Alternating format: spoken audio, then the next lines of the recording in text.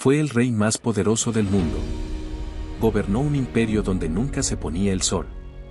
Tenía oro, ejércitos, tierras y el poder absoluto sobre millones de personas. Pero ni todo eso pudo salvarlo de un destino oscuro, doloroso y profundamente solitario. Felipe II de España, el monarca de hierro, terminó sus días rodeado de sufrimiento físico, atormentado por la muerte de sus seres queridos y atrapado en un palacio que se convirtió en su tumba en vida. Hoy, te contaré la historia jamás contada detrás de su trágico final. Una historia de poder, fe, castigo y muerte. Si te apasionan las historias reales que parecen sacadas de una película y quieres descubrir los secretos más oscuros de los personajes más poderosos de la historia, suscríbete ahora. Así no te pierdes ninguno de nuestros viajes al pasado. Felipe nació con el mundo a sus pies. Era 1527 y el Imperio Español era una superpotencia emergente.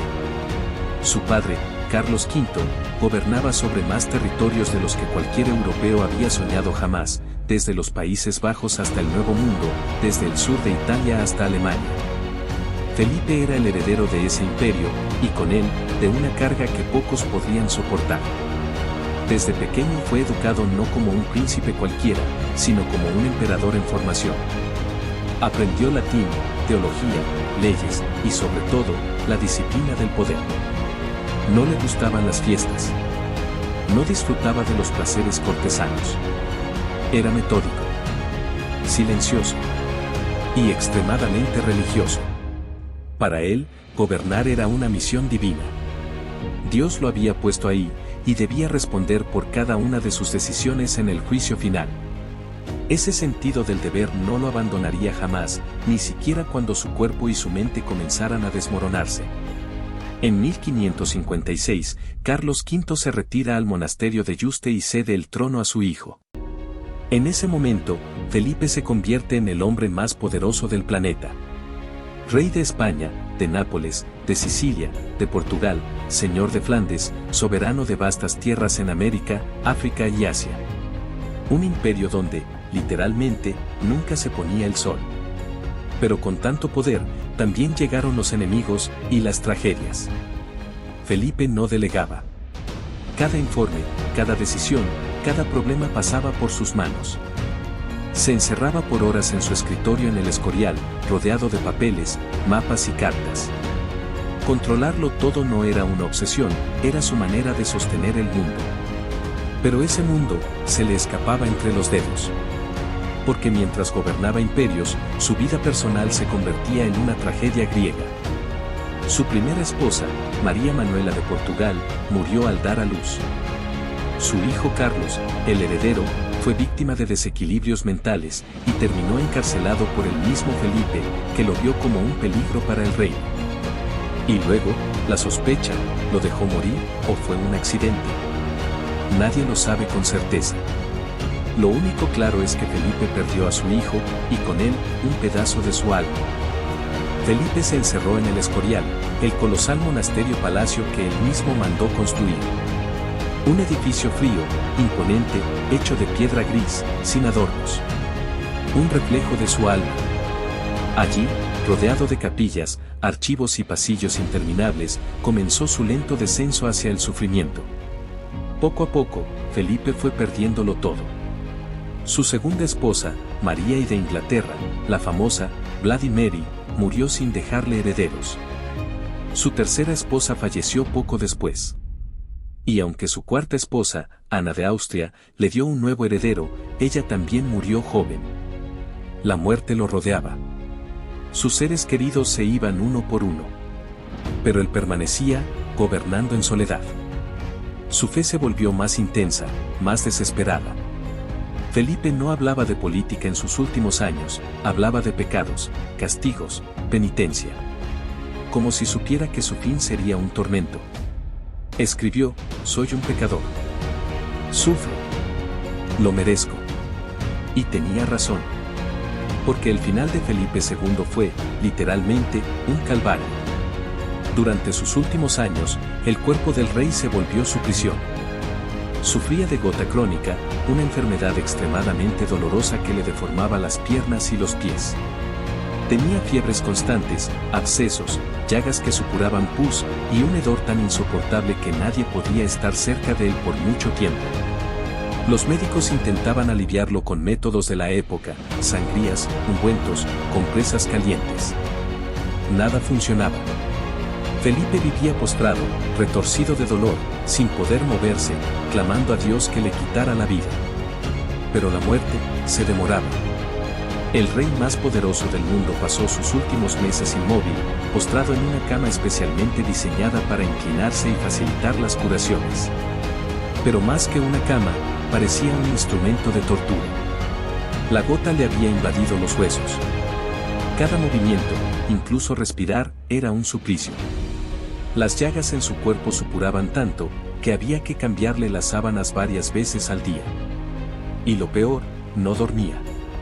No descansaba. Solo rezaba y esperaba la muerte. Dicen que rezaba con lágrimas en los ojos. Que pedía perdón, no por haber sido un tirano, sino por no haber sido lo suficientemente justo. Se flagelaba en su mente. Se culpaba por la muerte de su hijo Carlos. Por los miles de muertos en guerras. Por las decisiones que había tomado como si fuera un dios. El imperio que había intentado mantener con puño de hierro, empezaba a desmoronarse. Las Provincias Unidas se rebelaban. Inglaterra se burlaba de su armada invencible, derrotada por tormentas y errores. América ya no era fuente infinita de oro, sino un pozo sin fondo. Todo aquello que construyó con tanto sacrificio, parecía derrumbarse frente a sus ojos. Pero ni el fracaso, ni la culpa, ni el dolor físico más atroz, fueron lo más devastador. Lo peor, fue morir solo. Rodeado de religiosos, médicos, sirvientes, pero sin amor. Sin familia. Sin una sola persona que lo abrazara por lo que fue, y no por lo que representaba. Durante sus últimos días, Felipe ordenó que se colocaran reliquias sagradas a su alrededor. Más de 1000. Huesos de santos, pedazos de la cruz de Cristo, objetos que, según la Iglesia, poseían poder divino. No por ostentación, sino por miedo. Miedo a no ser perdonado. Miedo a no alcanzar la salvación. A pesar de haber gobernado como él, rey católico, nunca estuvo seguro de que Dios lo hubiese absuelto. Pasaba horas confesándose, escuchando misa, recibiendo los sacramentos. En sus últimos momentos, pidió ser vestido con el hábito de San Francisco. Quería morir como un humilde pecador, no como emperador. No soy digno, Señor, pero ten piedad de mí. Pidió que lo colocaran en el suelo, sobre cenizas. Así murió, el hombre más poderoso del mundo, convertido en polvo, rodeado de reliquias, crucifijos y remordimientos. El 13 de septiembre de 1598, Felipe II exhaló su último suspiro. La muerte, que tanto le hizo esperar, finalmente llegó. No como redención, sino como castigo silencioso. Tras su muerte, el cuerpo de Felipe fue embalsamado y sepultado en el Panteón de Reyes de El Escorial, justo debajo del altar mayor. Allí, junto a otros monarcas, descansaría eternamente, pero su alma, dicen algunos, jamás encontró paz.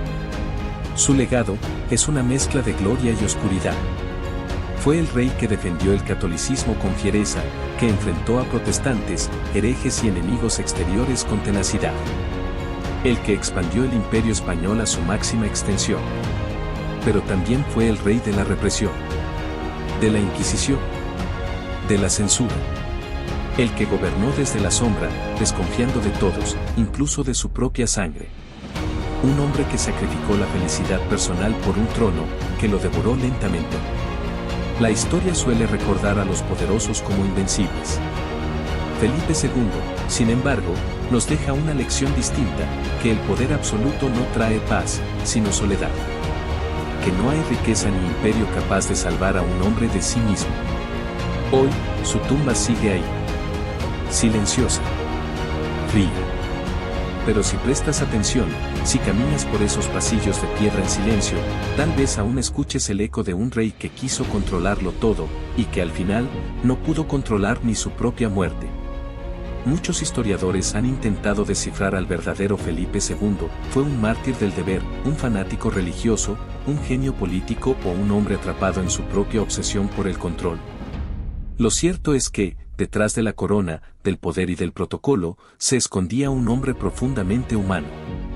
Inseguro. Culpable. Incapaz de amar con plenitud por temor a perder.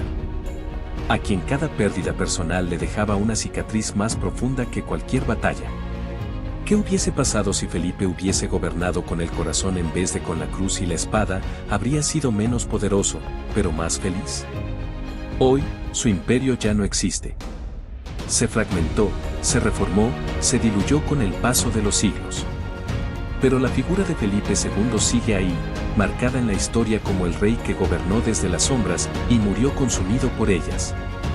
Porque más allá de los mapas y las guerras, de las alianzas y las traiciones, su historia es también un espejo. Un espejo que nos recuerda que incluso el trono más alto puede ser una celda. A lo largo de la historia, el nombre de Felipe II ha sido dicho con respeto, con miedo y a veces con incomprensión. Fue el símbolo del absolutismo, de la devoción sin límites, del rey que lo sacrificó todo en nombre de un imperio y de un dios. Pero quizá, lo más trágico de su muerte, no fue el dolor físico, ni la soledad.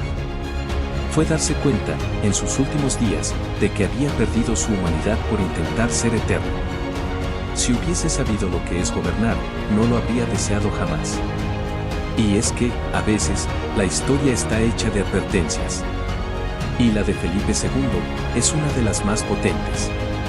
Porque no importa cuán alto subas, cuántos castillos construyas o cuántas tierras conquistes, si te olvidas de ser humano, terminarás como él, temido por todos, querido por ninguno.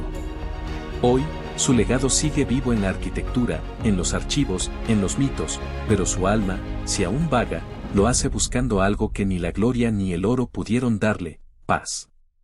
Porque incluso el más poderoso puede tener el final más solitario. Felipe II fue más que un rey. Fue un símbolo de su época. Un reflejo de la obsesión por el orden, la fe y el poder absoluto. Pero también fue víctima de su propio sistema, un prisionero en el laberinto que él mismo construyó. Hoy, su historia nos sigue fascinando no por lo que conquistó, sino por lo que perdió. Nos muestra que detrás de cada gran figura histórica, hay una tragedia humana esperando ser comprendida. Porque la historia no es solo lo que ocurrió, sino lo que nos enseña. Y si algo nos deja la vida, y la muerte, de Felipe II, es que el verdadero poder no está en el dominio de imperios, sino en el equilibrio entre el deber y el alma.